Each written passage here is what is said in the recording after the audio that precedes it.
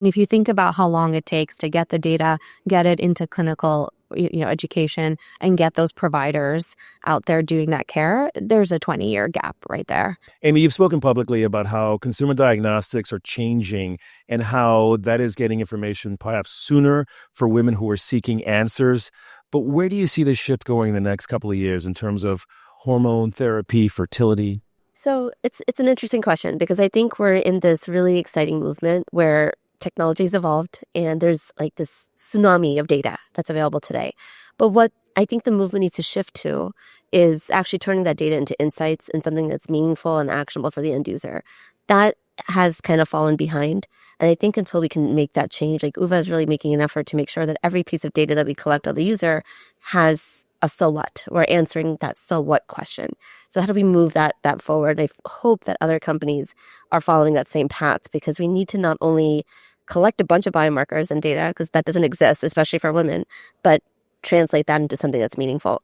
In terms of the biggest unlock, in terms of translating this data into something that's meaningful, what is it? Is it the personalization? Is it the speed? Or is it just broadly data collection? I think it's a little bit of all of it, right? So we're talking about, number one is access. How are you going to get biomarker or hormone data today? You go into the lab and you get blood work done. Nobody wants to do that every day. And then the problem is, especially for women, hormones are cyclical. So when you think about a menstrual cycle, for example, you might think, oh, fertility. It's actually not just fertility. It's a vital sign for women, because it tells you that everything is working correctly. But now, depending on what cycle day you go in to get blood work done, the levels are going to be very different. And oftentimes when we're making appointments to get blood work done or go to see the doctor, it's not based on my cycle day. It's based on when my calendar says I'm available. They don't always align. What we're doing with Oova is we're making this hormonal data a lot more accessible, because we're enabling you to be able to get this hormone data in the privacy of your own home, non-invasively. So we have a urine-based test. Can you show me what it was? Yeah, it looks like this. Ioana, we hear that everyone's normal is different. And in women's health, that's especially significant. Where are you seeing real progress in connecting prevention, diagnosis, and follow-through? I think we're starting to see, first of all, data. If you think about it, it's very analogous to almost CGMs, like maybe 20 years ago, right? First comes the data. First, you start to understand the levels and try to understand, like, what are the patterns? What are the correlations? Where is everyone's unique levels? And then you start seeing a lot of research built off of it. And then I think third, we will start to see the clinical care guidelines change. And once you see that, you're going to try to see, it's going to be very different continuum of care, very different diagnostic speed, very different outcomes for women. You mentioned how the clinical guidelines may change based on the data. So in terms of the missing link, is it just the data? Is it the referrals? I mean, what's the missing link here? How do we link that to accountability outcomes? Yeah, well, I think it's all of it, unfortunately, especially in our healthcare system today. But I think definitely data is an important one, because it's such a latent effect. If you think of every OBGYN in the world right now was trained, 20 years ago? Back then, less than 5% of OBGYNs were trained on menopause care, right? And if you think about how long it takes to get the data, get it into clinical education, and get those providers out there doing that care, there's a 20-year gap right there.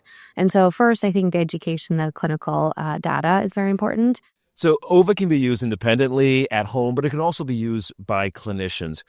Given the future of personalized care and at-home care, where do you see this best fitting in within women's health? The reason we do both is because a lot of humans do not have clinicians. If you think of a PCP or an OBGYN appointment, the average wait time is 8 months to a year. And so especially, take the fertility use case. You're going to wait 8 months to a year to figure out what your cycle is, when to try, if you're ovulating, whether to start trying for a child. So we don't think that's acceptable. So the reason we do this is because we're trying to really improve access to care much faster. For individuals who don't have providers, the idea is to empower them with data so you know what's happening, to give you decisions faster. Again, you don't have to wait for that lab appointment.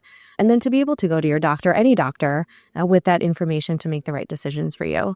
And then for the doctors, the idea is how can we make their lives easier, right? Writing a script to a lab to look at the data. It's a point-in-time care data.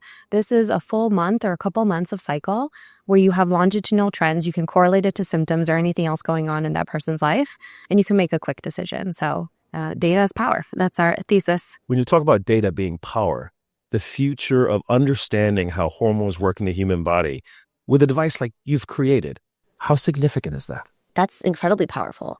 Otherwise, our healthcare and our bodies are a black box. Women especially are not taught anything about their menstrual cycle in health class. We're not taught about anything about how to have a baby if it doesn't happen when you have sex the first time. When things go wrong, what do? You have no data, you have no answers, and you don't even have a trusted resource to go to always. Because if you have to wait a year to see your doctor, in that year, imagine that spiral that a woman is going through, right? And Google's not the answer. So what we're starting to do is empower her with information. Let's look at what's happening inside. Let's understand that. And then let's guide you onto asking the right questions with your doctor when you actually get into that office. Thank you. Thank you so much. Thank you.